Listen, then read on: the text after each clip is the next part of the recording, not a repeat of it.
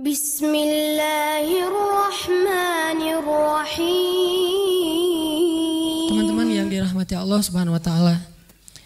Dua ayat ini menceritakan tentang tugas, salah satu di antara tugas-tugas yang Allah telah takdirkan ketika Allah ingin menciptakan manusia. Di surat Al-Baqarah Allah menyebutkan tugas ini dengan istilah khalifah. Sedangkan di surat Hud Allah menyebutkan tugas ini dengan istilah imarah. Ada istilah khalifah, ada istilah imarah. Sekarang ini dengan berbagai macam kesalahpemahaman orang terhadap istilah khalifah, kita mulai agak dijauhkan dari istilah ini. Entah bagaimana ceritanya, dibuat semacam propaganda, settingan bahwa seolah-olah kata ini kata yang terlarang. Sebagaimana kata jihad. Seolah-olah ngomongin khalifah atau khilafah berarti dia ingin mengubah Indonesia. Ingin mengganti sistem Indonesia. Anti terhadap nasionalisme. Tidak menghargai pahlawan. Ini kesalahpahaman yang fatal. Karena kalau kita mau membaca Al-Quran dan mau sedikit fair, karena yang mengatakan demikian buat saya nggak fair. Kenapa nggak fair? Dia nggak ngerti Al-Quran, tapi dia bicara mengatasnamakan Al-Quran. Kan ini istilah Al-Quran. Yang boleh ngomong tentang ini adalah orang yang mengerti Al-Quran. Tapi ada juga orang yang sudah mengerti Al-Quran masih takut dengan istilah ini. Berarti mudah-mudahan dia diberikan petunjuk. Ini bukan bahasa judge kan? Bahasa doa namanya. Mudah-mudahan dia diberi petunjuk. Kecuali saya bilang dia sesat. Tapi kalau saya bilang dia mudah-mudahan dapat petunjuk, ini doa, saling mendoakan. Kenapa? Karena memang dicari satu istilah untuk menjadi legitimasi dan menghalang-halangi dakwah. Sebagaimana jihad pernah dijadikan sebagai legitimasi untuk menghalang-halangi kebangkitan Islam. Padahal jihad itu ajaran Islam. Kalau ada 1-2 orang atau kelompok yang salah mempraktekkan jihad, bukan berarti syariatnya salah. Ya, misalnya nih, ada orang yang cerai, terus ada orang yang nikah, terus cerai. Apakah syariat nikah salah? Enggak kan? Tuh banyak perceraian gara-gara pernikahan. Banyak juga yang putus gara-gara pacaran.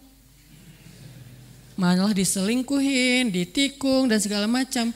Jadi nggak bisa gara-gara ada sebuah contoh orang yang human error dalam mempraktekkan satu syariat Allah, maka dengan syariat-syariatnya kita kambing hitamkan, kita kebiri, kita hilangkan dari praktek kehidupan kita. Ini nggak fair sama agama Allah. Padahal Allah sendiri yang mengatakan innad dina indallahil Islam. Wa may yabtaghi ghairal islami dinan falay yuqbala min.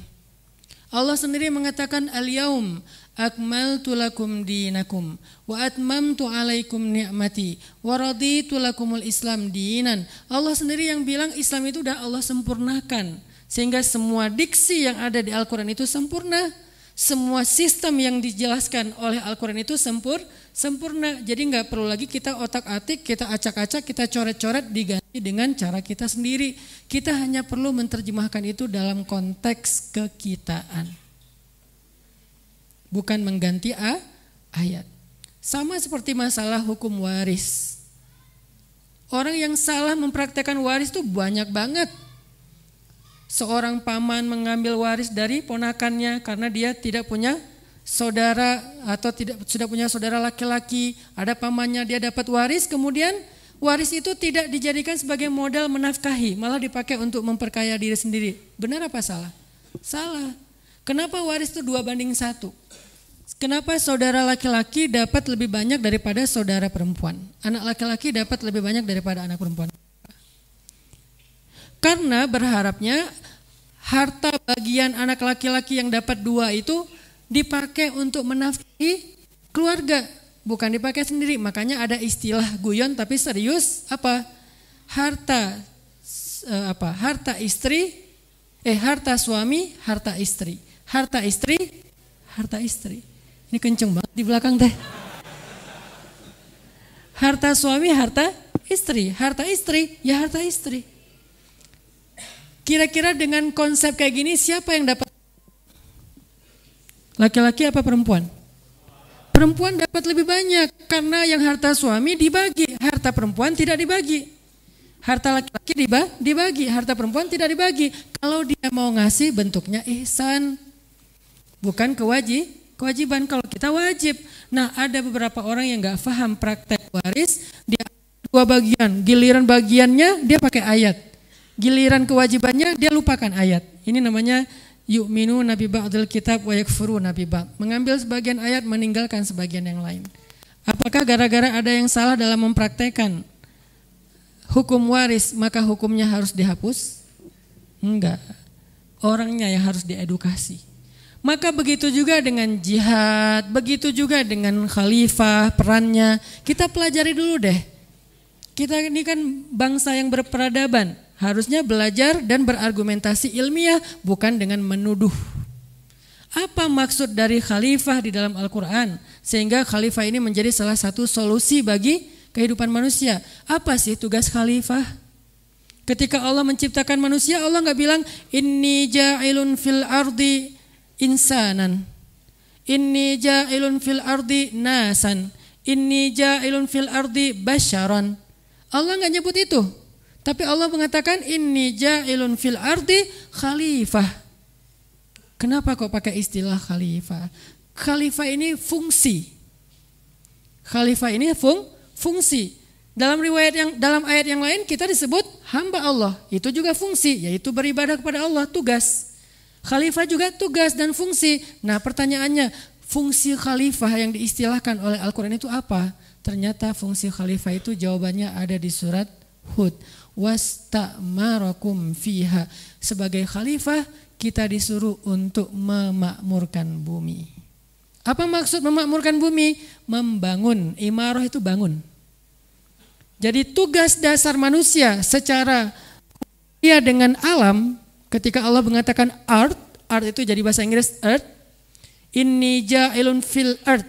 Aku jadikan di muka bumi, gitu kan ya? Khalifah. Tapi kalau Allah bicara dalam konteks yang lain, Abdullah, hamba Allah, ibadah. Wa ma khalaqtul jinna wal insa illa liya'budun. Tapi dalam konteks ayat ini karena bicara tentang bumi, Allah bicara tentang khalifah. Berarti apa tugas kita yang berkaitan dengan bumi? Imarah, membangun bukan merusak.